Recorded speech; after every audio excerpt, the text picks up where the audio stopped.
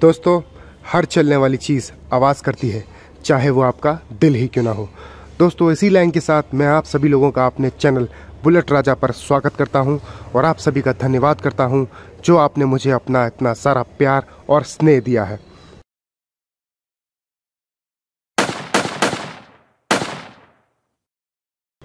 दोस्तों, आज का वीडियो जो है वो है मेरा ओनरशिप रिव्यू। आज मुझे इस बाइक को लिए हुए 15 मंथ हो चुके हैं, यानी कि 1 साल 3 महीने।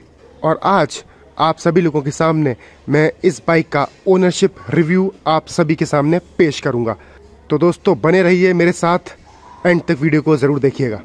और उससे पहले जो भी लोग मेरे चैनल पर नए हैं या मेरा वीडियो पहली बार देख रहे हैं तो मेरे चैनल को प्लीज़ सब्सक्राइब कर लीजिए और वीडियो को पसंद आए तो उसको लाइक ज़रूर करिएगा। दोस्तों, सबसे पहली चीज़ जो आपके माइंड में आती है वो है इसके प्राइस की। तो दोस्तों, जब मैंने ये व्हीकल लिया था आज से 15 महीने पहले तो इसकी प्राइस 1.65 ऑन रोड थी आगरा के अंदर, और आज इसकी प्राइस है 1.71 यानी कि 1,71,817 रुपये, करीबन इतने रुपए की ऑन रोड आपको ये बाइक मिल जाएगी। दूसरी चीज़ है इसका सर्विस।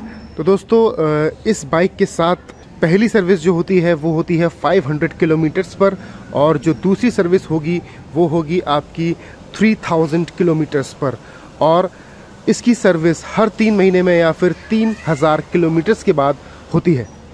अब जब सर्विस की बात की है तो सर्विस कॉस्ट की बात कर लेते हैं। देखिए, मेरी गाड़ी यहाँ पर 9000 प्लस किलोमीटर्स चल चुकी है इस टाइम की ड्यूरेशन में, और इस गाड़ी के साथ आपको 3 फ्री सर्विसेज मिलती हैं। दोस्तों, जी हाँ, 3 फ्री सर्विसेज आपको मिलेंगी।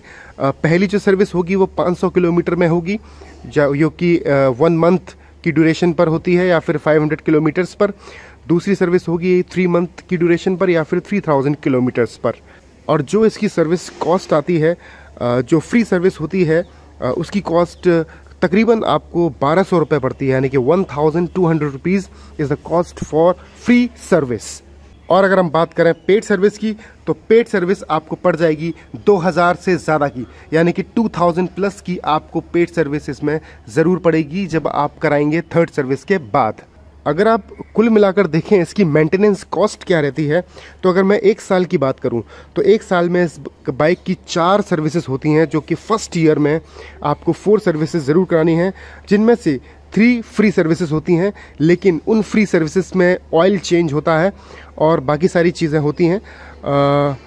तो उसकी जो कॉस्ट होगी फ्री सर्विस की 1200 होगी, पेड सर्विस की 2000 या 2200 रुपये करीब इतनी होती है, 2000 से ज़्यादा ही रहती है। अब बात करते हैं इसके एवरेज की। तो दोस्तों, कभी कभी एवरेज के मामले में हर बाइक अलग तरीके से आउटपुट देती है। जिस तरीके से आप उसका रख रखाव करेंगे, जिस तरीके से आप उसको चलाएंगे, जिस रोड पर आप चला रहे हैं और जिस स्पीड में आप चला रहे हैं, तो काफ़ी सारे फैक्टर्स हैं जो आपका एवरेज बनाते हैं। तो दोस्तों, मुझे जो पर्सनली एज एन ओनरशिप मैं आपको बता दूं कि इसका एवरेज आराम से 40 तक, 42-45 तक भी पहुंच चुका है, और मैं इसको इतने एवरेज पर भी चला चुका हूं।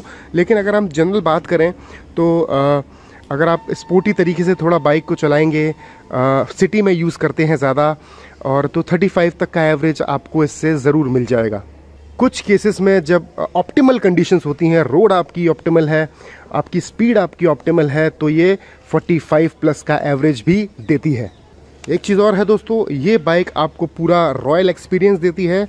For those who have time, जिनके पास समय है, उनके लिए रॉयल एक्सपीरियंस ये ज़रूर देगी, क्योंकि ये बाइक जल्दबाजी में चलाने वाली बाइक नहीं है, इसको आराम से एंजॉय करते हुए चलाने वाली बाइक है, तो इसको उसी तरह से चलाना चाहिए। और अगर आपके पास टाइम नहीं है तो इस बाइक को आप ना लें, क्योंकि ये बाइक आपका टाइम मांगती है, रख रखाव इसको आपको करना पड़ता है, और आराम से समय है तभी इसको लेकर आप रोड पर निकलिए और आपको ये ऑसम एक्सपीरियंस देगी। अगर आपके पास समय नहीं है, हमेशा जल्दी में रहते हैं, तब भी आप इसको ले जा सकते हैं, लेकिन उतना ज़्यादा जो राइड का मज़ा है वो नहीं आएगा। अब बात करते हैं इसकी मैक्सिमम स्पीड की। दोस्तों, इसकी मैक्सिमम स्पीड आपने कई वीडियोस में देखा होगा, कुछ लोग 120 130 इसकी स्पीड बताते हैं और ले भी जाते हैं उतनी स्पीड पर। और स्पीड का जब हम मेज़रमेंट करते हैं तो बहुत सारे फैक्टर्स पर भी डिपेंड करता है कि विंड किस तरफ चल रही है। अगर आप विंड की तरफ चलेंगे तो आपकी स्पीड थोड़ी, आपको मैक्सिमम स्पीड ज़्यादा मिलेगी। अगर विंड के अक्रॉस चल रहे हैं तो आपको स्पीड थोड़ी कम मिलेगी। लेकिन इन माय पर्सनल ओपिनियन कि मैं आपको बताना चाहता हूँ कि मैक्सिमम स्पीड अगर आप इसकी चाहें 110 किलोमीटर पर आवर तक इसकी मैक्सिमम स्पीड को आप ले जा सकते हैं, उसमें आपको कोई प्रॉब्लम नहीं आएगी। हाँ, उसके बाद अगर आप ट्राई करेंगे तो हो सकता है कुछ प्रॉब्लम आपको आए, या उतना या ज़्यादा ड्रैग ना कर पाए, या फिर आवाज़ें ज़्यादा आने लगे, या फिर हो सकता है आपको थोड़े से वाइब्रेशन भी महसूस हो। लेकिन 110 की स्पीड, 105, 110 की स्पीड आप आराम से इस बाइक को ले जा सकते हैं। और ये बाइक कोई हाई पिकअप बाइक नहीं है, इसका जो पिकअप है दैट इज़ एवरेज। क्योंकि इसका वेट बहुत ज़्यादा है तो इसका जो पिकअप है उतना ज़्यादा नहीं रहने वाला जितना कि आप एक्सपेक्ट करते हैं एक 350 सीसी की बाइक से। हाँ, इसका पिकअप रहेगा लेकिन वो ज़्यादा स्पोर्टी नहीं लगेगा, आपको एवरेज पिकअप लगेगा आपको इसका। और दोस्तों, बहुत सारे वीडियोज़ मैंने देखे हैं इसके ऊपर कि लोग बताते हैं कि इस बाइक में वाइब्रेशंस की प्रॉब्लम बहुत है। दोस्तों, मैंने अपने चैनल पर वाइब्रेशंस के लिए वीडियोस बनाए हैं, उनका लाइव टेस्ट भी किया है, आई बटन पर आपको लिंक मिल जाएगा। और लाइव टेस्ट के ड्यूरेशन में आप ये खुद देखेंगे कि इसके अंदर इतने वाइब्रेशंस नहीं हैं, कोई वाइब्रेशन नहीं है। जैसा कि मैंने वीडियो स्टार्ट करने से पहले लाइन बोली थी कि हर चलने वाली चीज़ आवाज़ करती है, चाहे वो आपका दिल ही क्यों ना हो। दोस्तों, तो ये इतनी आवाज़ करती है जितनी ऑप्टिमल है, इतनी आवाज़ तो होनी ही चाहिए एक बाइक के अंदर to give you a feel. अगर उसमें आवाज़ ही नहीं है, साउंड ही नहीं है, वो धक धक वाला जो जोश है वो ही नहीं है, तो फ़ायदा क्या है। लेकिन वाइब्रेशन की अगर मैं बात करूं तो वाइब्रेशन नहीं है। अगर आप इसको ऑप्टिमल स्पीड 70, 80, 90 या 100 तक भी ले जाएंगे तो भी ये बाइक आपको वाइब्रेशन नहीं देगी। अगर आप जिस तरीके से मैंने बताया था आपको मेरे वीडियो में, उस तरीके से आप स्टार्टिंग में इस बाइक को रखेंगे। दोस्तों, जो वाइब्रेशन का तरीका है वो बहुत चीज़ उस पर डिपेंड करता है कि आप स्टार्टिंग के 2000 किलोमीटर तक कैसे अपनी बाइक को चलाते हैं। तो उसके लिए भी मैंने वीडियो डाला गया है, आप देख सकते हैं, एंड स्क्रीन पर वो वीडियो आ जाएगा या फिर आई बटन पर मैं इसका वीडियो भी डाल दूंगा, जिससे कि आपको पता चल जाएगा कि स्टार्टिंग में जब आप लेते हैं बाइक तो उसको 2000 किलोमीटर तक कैसे चलाना है, कैसे रखना है। इसके बाद फ्यूचर में कभी भी आपको इस व्हीकल से कोई वाइब्रेशन नहीं मिलेगा। दोस्तों, बात करें स्टेबिलिटी की तो ये बाइक बहुत ज़्यादा स्टेबल है रोड पर, और बहुत ही ज़्यादा कॉन्फिडेंस देती है आपको जब इसको आप लेके निकलते हैं। और मेरे हिसाब से जो इसकी डिज़ायरेबल स्पीड है to give you good performance, optimal performance is 70 to 80 kilometres. जी हाँ दोस्तों, अगर आप इस बाइक को 70 to 80 किलोमीटर की स्पीड पर चलाएंगे तो ये आपको बेस्ट परफॉर्मेंस देने वाली है हर तरीके से। एक छोटा सा ड्रॉबैक मुझे लगा है इस बाइक के अंदर, जो है इसके स्पोक्स व्हील। देखिए दोस्तों, स्पोक्स व्हील भी एक अपने तरीके से विंटेज लुक इसको देते हैं, लेकिन इसका एक ड्रॉबैक भी है क्योंकि स्पोक्स व्हील है। अगर आप गड्ढे वाले रास्तों में जा रहे हैं, इस तेज़ रफ्तार में आपका ब्रेकर पर अगर टकराते हैं या फिर गड्ढों में जाती है बाइक, तो ये जो स्पोक्स हैं इनमें अलाइनमेंट की प्रॉब्लम ज़रूर आती है दोस्तों। तो अलाइनमेंट आपको फिर ठीक कराना पड़ता है, वो बाहर से आप ठीक करा सकते हैं। 300 रुपीज़ आई थिंक पर व्हील के लिए जाते हैं इसके अलाइनमेंट को ठीक करने के लिए। तो ये चेक करना पड़ता है कि आपकी बाइक ब्रेकर्स पे ना टकराए, गड्ढों में ना टकराए, जिससे कि आपकी अलाइनमेंट प्रॉब्लम ना हो। अगर ऐसा होगा तो श्योरली आपको स्पोक्स व्हील में अलाइनमेंट की प्रॉब्लम तो आएगी ही आएगी। बात करें इसके कंफर्ट की तो दोस्तों, इसकी जो फ्रंट सीट है, front seat is very comfortable. आप देख सकते हैं यहाँ पर फ्रंट सीट में स्प्रिंग भी लगा हुआ है, शॉकर्स भी दिए हुए हैं, तो कंफर्टेबल के मामले में फ्रंट सीट काफ़ी ज़्यादा बेटर है। लेकिन हम जब बात करते हैं रियर सीट की, तो रियर सीट उतनी ज़्यादा कंफर्टेबल नहीं है जितनी कि फ्रंट सीट है। इसीलिए आपने देखा होगा कई लोग अपनी गाड़ी में से पीछे की सीट हटा भी लेते हैं और एक ही सीट की बाइक चलाते हैं। कुछ वीडियोज़ में मैंने ये भी देखा है कि बोलते हैं लोग चेन स्पॉकेट इसका जल्दी ख़राब हो जाता है। दोस्तों, मेरी बाइक 9000 किलोमीटर चल चुकी है और अभी तक इसके चेन स्पॉकेट में कोई प्रॉब्लम नहीं आई है। बस एक शर्त है कि आपको कभी भी ड्राई चेन के साथ आपको गाड़ी ड्राइव नहीं करनी है। जी हाँ दोस्तों, आपकी चेन जो है वो कभी भी ड्राई नहीं रहनी चाहिए। अगर ड्राई रहेगी तो आपके चेन स्पॉकेट की लाइफ भी कम रहेगी। और you can use various kind of spray for lubrication of chain. Chain के लुब्रिकेशन के लिए आप हमेशा अच्छे क्वालिटी के स्प्रे का ही यूज़ करें।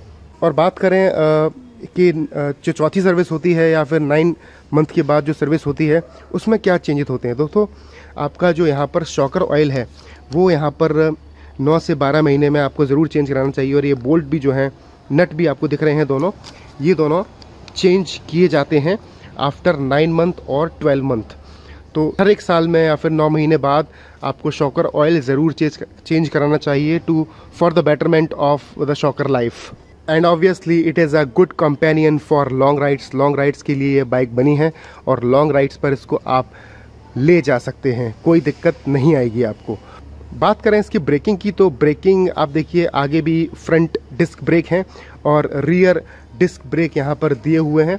और तो इस तरीके से जो ब्रेकिंग है वो डिसेंट कह सकते हैं, अच्छी ब्रेकिंग आपको प्रोवाइड होती है यहाँ पर।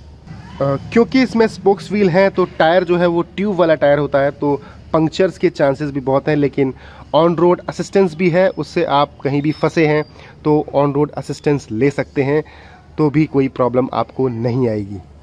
और दोस्तों बात करें इसके मॉडिफिकेशंस की, तो ये बाइक अभी तक की सबसे बढ़िया बाइक है जिसमें आप जितने चाहें, जितनी मर्जी हो आप उतने मॉडिफिकेशंस करा सकते हैं। आपने देखा होगा बहुत से लोग हेडलाइट चेंज कर लेते हैं, लेग गार्ड बहुत शेप के आते हैं, अलॉय व्हील्स आते हैं, सीट कवर्स आते हैं, सीट भी इसकी मॉडिफाई हो जाती हैं। तो हर चीज़ इसकी मॉडिफाई हो सकती है, साइलेंसर भी मॉडिफाई हो जाता है। और जो अब BS4 नॉर्म्स के हिसाब से बाइक आ रही हैं, उसमें जो साइलेंसर दिया है that is your stock silencer.